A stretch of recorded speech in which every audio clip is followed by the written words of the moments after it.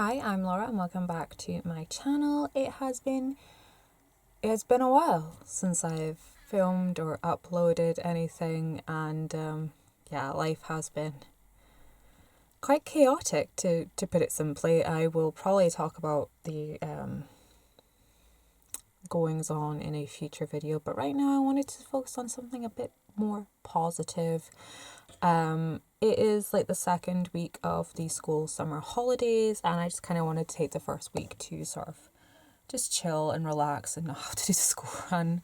And then I want to talk to you guys about what I've got going on. Most of you know that I've been following a creator called Sarah Cannon for a very long time. I will link her in the info box. But she has been talking a lot about a project called 6 Months for Life, and it's where you take 6 months of time and you hyper focus on changing aspects of your life for the better to drive you towards your dream life, manifest your dream life, for lack of a better analogy. But I know manifesting is also woo-woo. But the idea behind manifesting isn't that you just have this dream and you journal about it and magically the universe gives it to you. You have to take intentional steps. You have to work your mindset and set your mindset to work towards these things, and everything has to be actionable and measurable. And that is what 6 Months for Life kind of puts into more concrete context, rather than just saying manifesting your dream life. So I picked up a new 6-ring A5 binder from Primark. This one was £5. I also got a quilted one that was only £6.50. I've previously bought planners from Primark before. I've bought like Lilo Stitch ones. One of those is like, I don't have any here, I think it's in the kitchen. But it's the one that I use for most of my note taking, idea taking, drafting. It is... I don't go anywhere without that planner. I don't go anywhere. I don't even go to work without it. And they have such a great range, different colours, patterns. They often have different various Disney ones. And they come in so handy. I used to use the big A4 ring binders, just your standard ring binder, and work off A4 sheets of paper. But they are big. They are big, and to lug them even just around the house, to lug them to work or outside the house, it's a lot. So these little A5 ones, they come in so handy for doing my planning, prep, and even this 6 Months for Life. And in them, I tend to keep a lot of, got everything beside me here. I bought a pack of dividers from Amazon. I'll try and link as much as I can in the info box. These ones are definitely a Chinese print. I'm willing to look it because it's so pretty. It says never give up of a dream instead of never give up on a dream. But I'm willing to overlook it because it's just so pretty. It's beautiful. It's Victoriana, it's steampunk, it's all like pastels. I love it. So I got some of those, and of course I already have my dot grid paper. I often use dot grid notebooks, but these dot grid pages, they can get pricey if you're just buying little packets, but I will link the pack that I got, and I think it's currently like £14. And it came with like 1,000 sheets, if not more. 1, 2, 3, 4, 5, 6, 7, 8. I think it came with more than 1,000 sheets, because each one of these is 100 sheets of paper.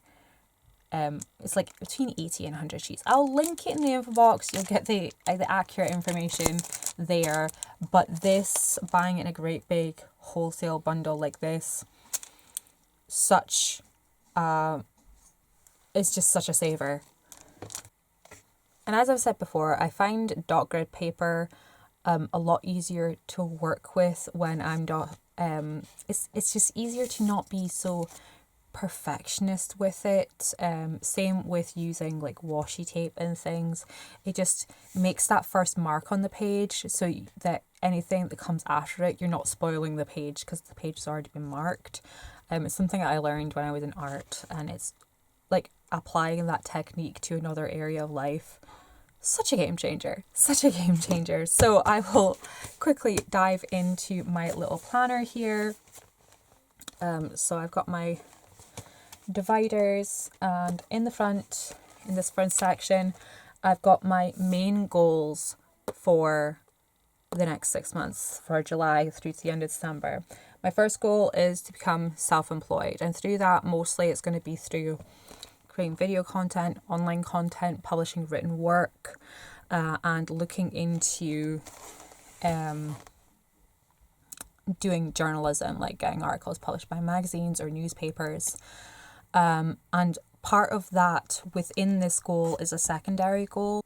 Some of the topics that I want to talk about, kind of, whilst I have my own lived experiences and my own opinions and informed ideas through things I've read, through strategies I have tried out, and things like that, it does also help to have credentials backing you up that say that you are qualified in this area, that you have taken some form of course or something. Basically getting a certificate that said you read some textbooks. Like, you can buy the textbooks and read the textbooks, but if you have the piece of paper that confirms you read the textbooks, it just looks so much better. So within this, I am taking currently some I'm taking some short course diplomas in life coaching, psychology, cognitive behavioral therapy, and child psychology. And in October, I'm in the process of finalizing the sort of finance side of things, but in October I'm enrolling in a bachelor's degree in psychology with the Open University with a focus on child psychology. Because as you guys know, we've been working on going through our parenting journey and transitioning into gentle parenting and helping our kids as much as possible and helping ourselves as much as possible. And I think if there are more resources out there, more reputable resources, not just shorts on TikTok, but more reputable resources out there, then parents can get the information they need faster and make that transition easier than how I came about it. I mean, we're 3 years down the line. We're not perfect. We're definitely not perfect, but we are getting there slowly. So from goal 1, we then get to goal 2, which is to pay off debt. You guys know about my debt journey. We are still chugging along. We're doing a lot better than what we used to. I will probably have like an in-depth update talking about that in the future as well, and like the strategy. But it's basically, I don't buy, like, apart from obviously buying the planner and some inserts and stuff, I don't spend half as much money as I used to on frivolous stuff, like purchasing makeup or anything like that, or perfume or bath and body products or clothes. I don't buy a lot of frivolous things anymore. The last piece of makeup I bought was I think back in January, February. I think it was February. I picked up a couple of Natasha Denona products, and the only thing I do have my eye on is the new Natasha Denona Yucca palette, because, you know, greens and golds. Hello. Do I need it? No. Will I probably end up purchasing it? Most likely. But we are also working towards paying off the debt, and to reach goal 2, I do need to reach goal 1, and then from goal 2 we go on to goal 3, which is creating a new family home.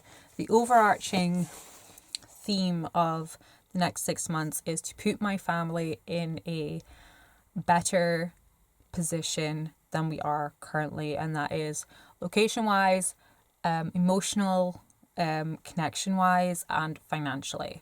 We want to be better by the end of the year. I've been working on this for a long time, and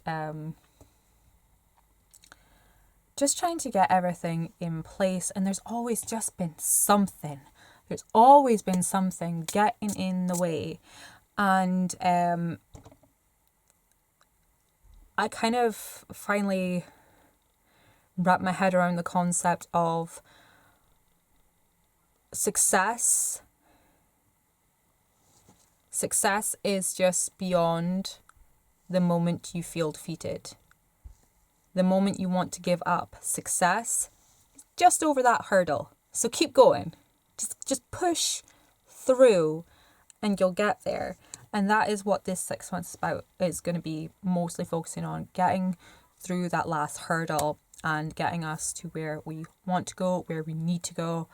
And the only other thing I've purchased to go into this planner was an 18-month planner guide. And these are 2 months to a page, 2 page to a month calendars, and it's an 18-month one, so it runs from July of 2023 all the way through to December of 2024, which is awesome. So it starts with a to-do list for the month, and then you've got your double page spread of the calendar, and then at the end you've got your review, so you can make any notes or transfer over any unfinished projects, or if those projects have sparked off ideas of things you need to do because of it, like future projects, then you can write that in here. And then I have my page a day agenda from Filofax, which I've been purchasing every year since 2020. Again, we'll link all this in the info box. These are designed for like 9 to 5 office businesses. It's got your appointment schedule. It's probably not the best example. I'll go for a day one.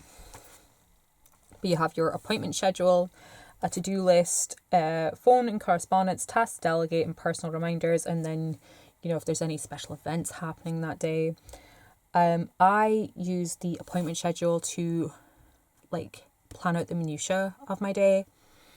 I will even sometimes rearrange and remark the time slots, and it'll just be blocking out the time and the tasks that I would like to get done in those times, especially if I have to go out somewhere, if I've got an appointment, or fitting it around working, around stacking household chores with tasks, things like that.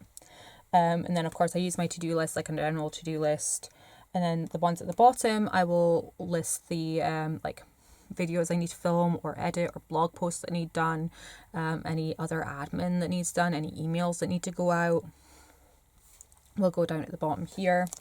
I have actually taken to decorating mine just a tiny little smidge. I never used to decorate. Well, tell a lie. When I first got them, I tried to decorate and it just I wasn't feeling it. But now that I'm more into it, I'm definitely feeling the decorative qualities. I do have a lot of washi tape from doing all my novel planning. I have lots of A4 notebooks, hardbacks, that kind of thing, that I use specifically for plotting my novels, and I do a lot of decoration in them. I'll use like stickers like this, or washi tape, or little stickers like these are like washi tape stickers, like it says "Let's Smile," and random things that go with like the vibe of the novel I'm working on. So I have those already in the house, along with like gel pens, or these fine liner pens, or these ones from Staedtler. I really like them. Or these Uniball free run ink pens. I am a stationery junkie, guys. Oh me, I so am. But I have them already in the house, and I'm just utilizing them for an additional project, which makes me happy. I'm happy just seeing my things getting used. The The next page I have is my YouTube page. I actually had a vinyl YouTube sticker, which made me so happy, and it's so cute that it's pink. So I've written down some like targets that I would like to hit over the next 6 months. Obviously these are just possible targets. They're not like, oh, if I don't reach them, oh my god, I'm gonna be such a failure. It's good to have a goal. It's good to have a goal. And then I turn the page. I am in the middle of plotting out 6 months worth of content and other social media. I have my Instagram, and I've brainstormed topics to make content about, and I'm going to be learning on how to do shorts, which, oh, that could be fun. It could be a disaster. We'll see how it goes. Again, I had a little camera vinyl sticker, so I just kind of stuck that in there to go with the sort of Instagram vibe. I don't know whether I want to do a page for like Facebook or Twitter yet, but I do have space, so I can if I wish to, if the need comes along to do it, or if there's some benefit or value in it towards this project, then I can do that. But the next section I have is all about the writing projects that will go towards buying the house, buying our family a castle. And in here, I want to create content for blogging platforms, writing non-fiction and writing fiction. And as I said earlier, specifically the non-fiction, I would like to have the, I hate to say it like this, but the insurance of having the credentials. So in this section, I'm also tracking courses that I'm taking. This double page spread will be for my short course diplomas: life coaching, psychology, cognitive behavioral therapy, and child psychology. I might also track some of the books that I'm reading in here as well. Maybe not, we'll see. I've actually taken a lot to like note taking in the books that I'm reading, like highlighting passages or putting sticky notes in, and it's just helped a whole lot. It's just added this whole other dimension to reading non-fiction books, because it's not just like note taking, it's adding what I think or what it's made me think, what's triggered in my brain. But also in the section, I have the blog posts that I want to have up on some of my blogs. I've written out the time frame for July, August, September, October. I need to do November and December, and then just get the posts written out that I'd like to get done there. And then I'm going to do some little breakdowns of the non-fiction things that I want to work on in this area, and of course my noveling, which I've spoken about previously. I might talk about again in another post or another video. I don't know. I'm working on it. It's a lot. I'm taking on a lot. I'm not gonna lie, I am taking on a lot. And then our next section is family time, because the whole point of this project, as I say, is to get our family into a better position, to benefit our family as much as possible. And there'd be no point in doing all this work if I'm going to spend the next 6 months completely ignoring my family. Like, no, mummy's working, I can't do anything else. It is hard to, especially during school holidays, to get the kids to understand that mommy is working. I'm only going to be 30 minutes. I just need to complete this little thing. Please leave mommy alone for 30 minutes, please. That is hard. So if anyone is a work from home mama and has some advice and some tips on that, please let me know. I've tried timers. I've tried closing the door. There is a chain on our... Sounds bad, but there's a chain on mum and dad's bedroom door, but it's actually for the cats. It's so that the door can be open so the cats can come in and run free and everything, but so the kids can't get in. specifically Rosie, because she likes to chase the cats and grab their tails and things. She thinks it's all cute and funny, but it's like you're ripping out their first sweet pea. They're going to get mad at you. So we have the chain on the door. We had it since the older two were little as well, to give the cats some sort of sanctuary away from them. Well, that strategy had worked previously when the kids were, like the older two were younger. They understood. They were really good at taking naps and things, so I would come in and do my work while they were having their nap, and the chain would be on the door so that, you know, if they woke up and I was in here, then it wasn't obvious I was in here, and I would just come out when I was ready. Again, I would only be in here for like maybe 45 minutes to an hour max, depending on what work needed done. But Rosie doesn't nap. Like, she only naps in her pushchair. So, yeah. So, like, unless Nick's gonna take Rosie out, I don't get any work done. And it's a struggle. It's a real struggle, because I need to do the work to earn the money. Like, if you don't complete the job, you don't get paid.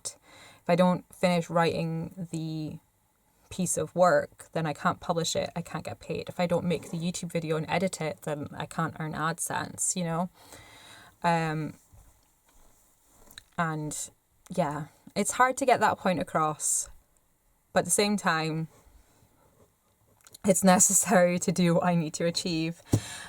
So we're trying to balance it out with some extra quality family time. I'm also doing sort of like a summer catch up for them with reading eggs and math seeds, particularly for Luna, not so much for Rowan, because he's only just going into school. He's just finished nursery. Luna, however, is going into her 3rd year at primary school, and one of our main goals next year is to get more class time out of her, because try as we may to tell the teachers why she behaves the way she behaves and what works best for us, they thought they knew better and did things how they wanted to do it, which basically amounted to anything for an easy life, which made our life at home so much harder with her. So much harder. And it wasn't until, you know, they've been behaving this way with her for like 1.5 years. It wasn't until like the Easter holidays this year that, you know, enough was enough, and they were like, we need to nip this in the bud because it's beginning to affect other children. I was like, yeah, I told you it would. And that's another reason why I'm doing the sort of child psychology route as well, because I've done so much studying just off my own back to learn how to mitigate her behavior and how best to manage it, because my pre-programming is not great. Like, when I was a kid, you sit down and you do your homework until it is done, and if I get a phone call from your teacher talking about how your work's not been getting done, then you're going to get one of these. And you know, that's not an appropriate way to raise kids. So it was a lot of effort on my part to find a proper, appropriate way to manage my child's behavior and things, because I don't have that background. I don't know, like, no one I grew up with had what you might call a gentle parenting background. It was, yeah, you got yelled at until it was done. And just let's not go down that rabbit hole. So she hasn't had a lot of classroom time, and it's really impacted her work. I tried so much to speak to the school about it, and it wasn't until I basically I don't know if it was specifically this, but it was only after I'd spoken about on Twitter about homeschooling the kids and, you know, started following the head teacher and the deputy head teacher, that I got a phone call saying, yeah, we need to talk to you. It's like, oh, so now you realise I think there's a problem. Now you're going to listen to me. Awesome. But the thing that bugs me the most is in her report cards, she's on track. Her teacher keeps saying, she's on track. Well, according to Reading Egg, she's only got the reading level of a 4.5-year-old. She's 7. Like, I understand that, you know, children don't always attain their reading level, but don't tell me that she's on track for reaching key stage when she technically hasn't even reached reception stage yet. Like, so we're doing reading eggs at home. We try and do about half an hour a day. And with that, the kids get to follow along on their tracker. This is a tracker, not a reward chart. Do not do reward charts. They are the devil. They will be the rod for your own back. Don't do it, folks. Okay? Trackers, awesome. The kids pick their own washi tape, they pick their own stickers, and each day they do their reading eggs. We put a sticker in, so they can either do reading eggs or they can do math sage. Rowan likes to do the junior reading eggs because you know, he's only just going into primary school, so it's more of like a primer for the real reading eggs. And yeah, they've been enjoying it so much. And this is Rowan's one. He's picked like music and sports ball and birds and mountains, and he thinks they're like dinosaur eggs. I'll hold it a bit closer, but he thinks this washi tape are like dinosaur eggs, so that's why he picked it.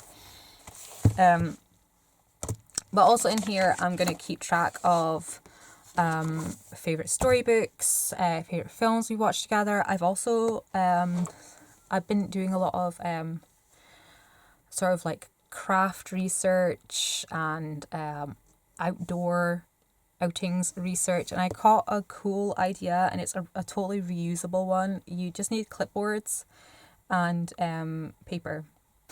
Basically, you take the clipboard and you just and it's got a sheet of paper on it, and on the sheet of paper is just blocks of color, like squares of color. And the idea is when you're out, well, actually you'll need pegs as well, I suppose. The idea is when you're out, wherever you are going for your walk or anything, the kids have to find something that matches the colors in the squares.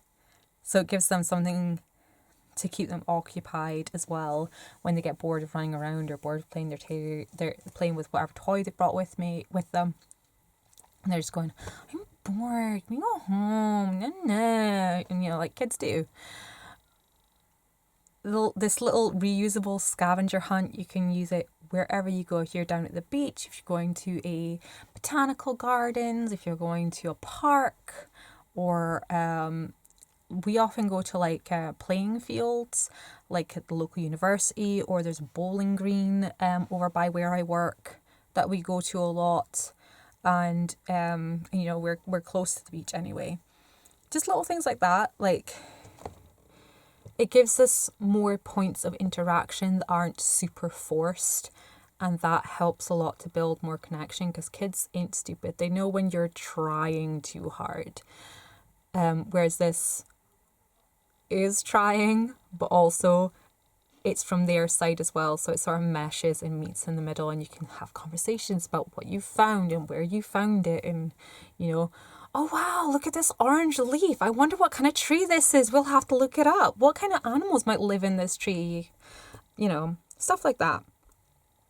And just those little blocks of time are enough to build and maintain and strengthen connection with your kids. And that is what I'm going to be documenting in here. And, you know, I can maybe get them to bond more together, develop more teamwork skills, and yeah. Oh, that was a whole thing, huh? And the last section in here is about self-care. Because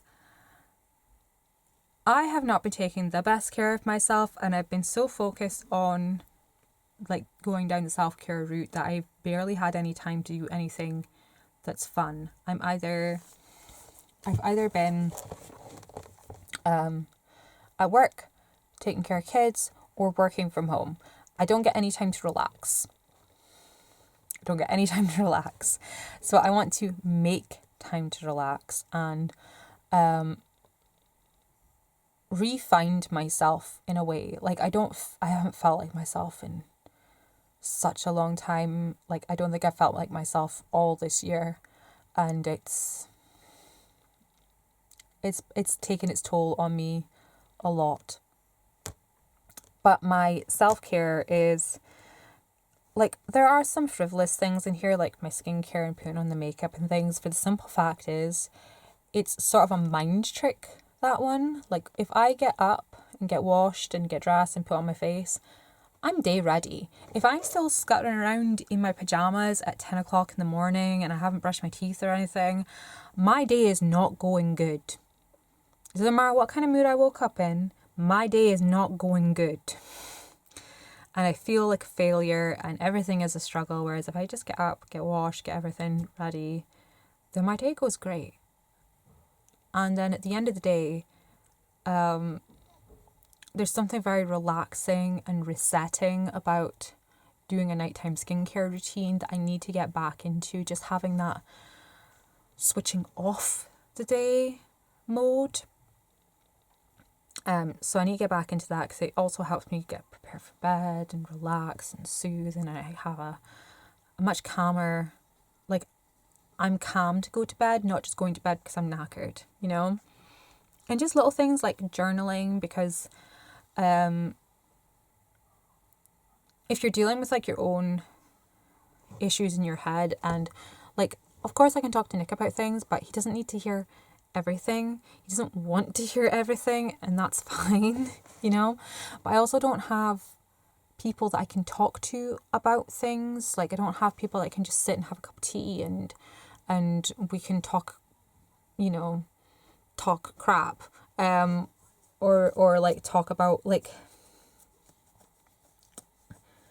I don't have areas or people that I feel I can talk to about things that I will talk to being free of judgment and things like that. Like, obviously I talk about stuff on here and stuff, and y'all are free to judge me as you see fit, but obviously I don't share everything on here, and there's things I don't feel comfortable sharing on here that I want to journal about, because even just getting it out of my head and seeing it on paper, it gives me the ability to reassess it in a logical manner from a less hysterical mindset. And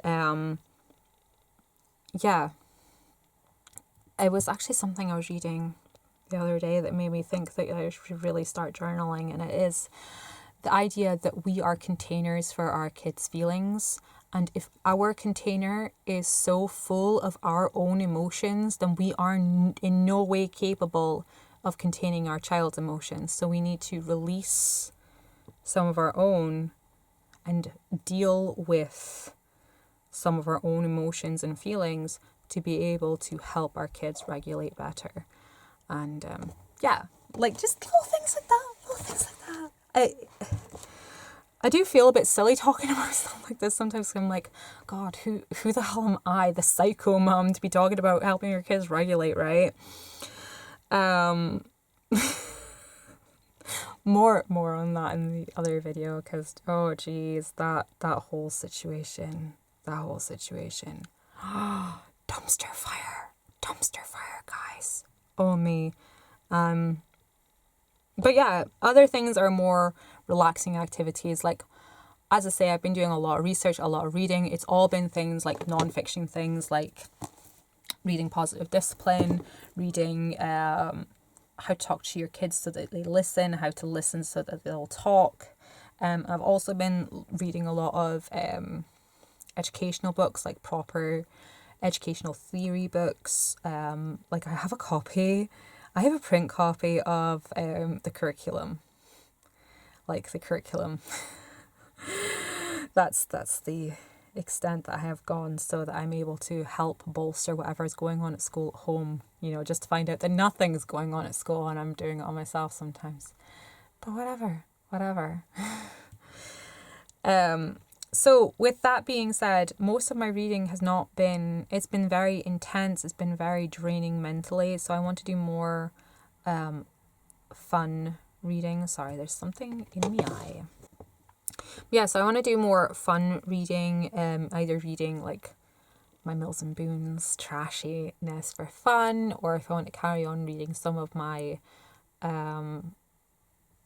like my series that I have on my bookshelf that haven't been read since Luna was born. Like honestly, trying to get more than 5 books read a year since becoming a parent has been nigh on impossible for me. So yeah, being able to reintegrate fiction reading, fun reading into my life it'd be nice. It'd be a bit more like decompression. And that and knitting specifically. Because I have all these knitting projects I want to do and I do enjoy knitting. I get into my head that if I can't just sit there and do it, then what's the point? I've got all these other things I need to do. I don't have the time to sit here for an hour and knit. So I've set myself the optimal goal of just sitting down for like 10 minutes a day and just knitting for 10 minutes a day, because even doing that a little bit every day is better than doing one block time once every couple of weeks when I finally have time to sit down and do it. So I would just do like a little 10 minutes here and there each day. It's just enough to just switch off, decompress, be like, okay, I'm just focusing on this little thing. I'm having a cup of tea. I'm going to do this little fun thing, and the fidgeting action of knitting it's nice. It's relaxing and soothing and all that fun jazz. And yeah, so like integrating those things and getting back into some form of self-care and refilling my own well and relaxing and settling my nerves because I don't know how to phrase this. Like, there have been times where I get so worked up, like, would this be the way that it would go? I think this would be the way it go. So like I get worked up, I start to cool down, and then I get worked up again, and so I end up getting higher, but I haven't cooled down quite enough, so I'm getting worked up again, and I actually get to a point where I'm physically vibrating because I'm so stressed out because I can't relax. So if you're starting with like a base level is different, but I'm already waking up and I'm already here. I'm already half out the chair, you know? And then I just need to relax. I just need to chill and soothe my nerves and just calm down. And yeah, it's been hard. It's been hard to do basic things like relax. I say that and then say, hey, I've got all this stuff I want to do. But I should be able to do all these things without boiling like a kettle, you know? I was able to do them all before, like up until like maybe a year ago. No, tell a lie. I was functioning fine and chugging along fine until about a week or two before. No, I was fine until my mum died. It's not a can of worms I'm going to open up here, but basically I wasn't grieving my mum's passing. I was repressing my relief of her passing. And that was a lot to deal with over the last year. And then with my dad's diagnosis, by God, did I feel selfish. The sheer tsunami of guilt I suddenly felt. Like I was finally coming to terms with the fact that I wasn't grieving her. I was just repressing my relief. And then my dad gets his diagnosis and I'm like, you fucking bitch, how dare you? Now he has to go through all this alone and you're just glad you never have to see her again. So yeah, that's where I am with that. So this project is to help me refocus my energies and get back to where I was before. This video is all over the place, huh? We're talking about all the things here. But yeah, I think that's all I want to talk about. We'll finish it there because that was a doozy of something to talk about. I will have follow-up videos on this coming up each month. Yes, darling. So I will be updating this at the start of each month, talking about progress, anything I want to add, anything I'm changing. I might also do like dedicated 6 months to life videos about how I come to my plans, how I time manage things. There will be lots of video content coming up, lots of blog content coming up on various platforms. And I don't know if I'll do the video here or on my writing channel, but how I plan to tackle this many writing projects. I'll do a video on that as well, because I'm sure it will come in helpful for other people. By no means is it my own invention or my own idea. It's an amalgamation of tips and tricks I've picked up along the way from lots of different people. So in the info box, I will link to Sarah Cannon, the person I originally got this idea from, and she talks about where she originally gets her idea from as well. But I will link her in the info box if you want to go check her out. She also does the HB90 system, which is like a quarterly planning strategy, kind of loosely based on the 12-week year, which I have read most of. It's a worthwhile read. It's an expensive book and it's very short, but the information in it, gold. I'll link it in the info box if you guys are interested. But I'll also link as many of the physical planning products as I can, like the 18-month planner, the dot grid paper, especially the dot grid paper, because if you are a bullet journaler and you use A5 ring binders, that is going to be the best investment you make in a long time. But yeah, I will catch you guys later. Thank you guys so much for sticking around and staying subscribed. And hopefully we won't have another massive hiatus, because I really have a lot of videos planned that I want to get up over the course of the rest of the year. We are potentially... No.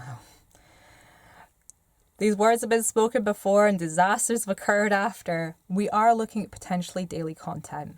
But we'll see. We'll see.